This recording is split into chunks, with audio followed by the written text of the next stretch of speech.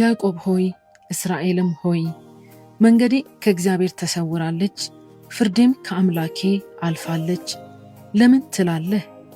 ለምንስ እንደዚህ ትናገራለህ? አላወክምን? አልሰማህምን? እግዚአብሔር የዘላለም አምላክ የምድር ዳርቻ ፈጣሪ ነው። አይደክምም፣ አይታክትም፣ ማስተዋሉም አይመረመርም። ለደካማ ኃይልን ይሰጣል፣ ጉልበት ለሌለው ብርታትን ይጨምራል። ብላቴኖች ይደክማሉ ይታክቱማል፣ ጎበዛዝትም ፈጽሞ ይወድቃሉ። እግዚአብሔርን በመተማመን የሚጠባበቁ ግን ኃይላቸውን ያድሳሉ።